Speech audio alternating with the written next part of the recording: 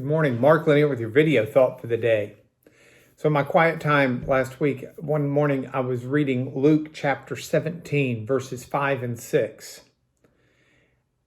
And I had to stop after reading those two verses because something about them really cried out to me as a lawyer, forced me to focus on them a little more directly.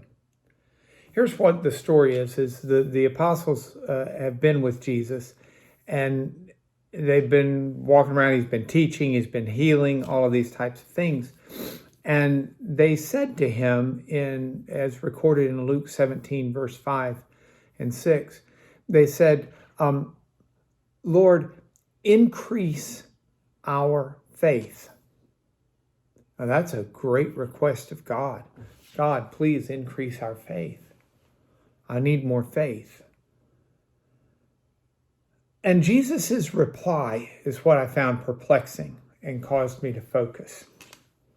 Jesus replied and said, if you had faith like a grain of a mustard seed, you could say to this mulberry tree, be uprooted and planted in the sea, and it would obey you.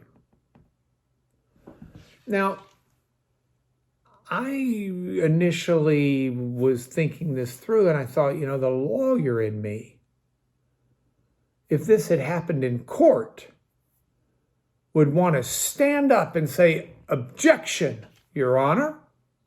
That answer was non-responsive. Jesus did not respond to my question, my request. The apostles wanted greater faith, and they asked for that. And Jesus didn't say, okay, here it is, or here's the pill you take to get it, or here's what you need to do, your 1, 2, 3 plan to increase your faith. What Jesus said was, if you had even just a smidgen of faith, you could do the impossible. You could say to this mulberry tree, be uprooted and be planted in the ocean. Impossible. You could do the impossible with just that much faith. Now, was Jesus genuinely being non-responsive? I don't think so. I think Jesus was trying to increase their faith. What they needed at that time is an increased reliance on the Lord. Here's what I mean. The word that Luke uses for faith is pistis in the Greek, P in English letters, P-I-S-T-I-S, pistis. It's a noun, and it means a variety of things. In English, we could fairly translate it as faith. We could translate it as belief. We could translate it as trust, commitment, conviction. What the apostles were saying was, Lord, increase our commitment, our trust, our, almost even reliance on God. And what they needed to increase that was an understanding of what trusting God can do.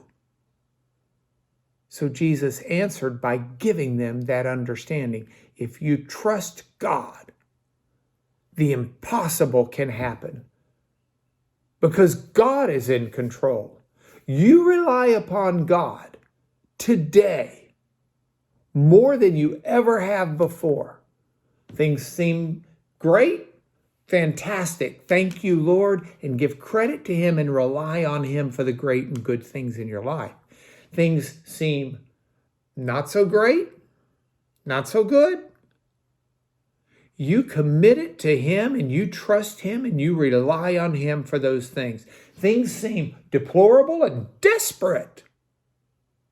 You take it to the Lord in prayer and you trust and you rely on Him. Jesus says, the more we rely on God, the more we can see God at work doing things we could never do on our own. I'm never on my own going to say to a mulberry tree, get up and go plant yourself in the ocean. But God can do what I can't do on my own, the more I trust him to do it. So your thought for the day, increase your trust in God and see the impossible happen. I'll see you tomorrow.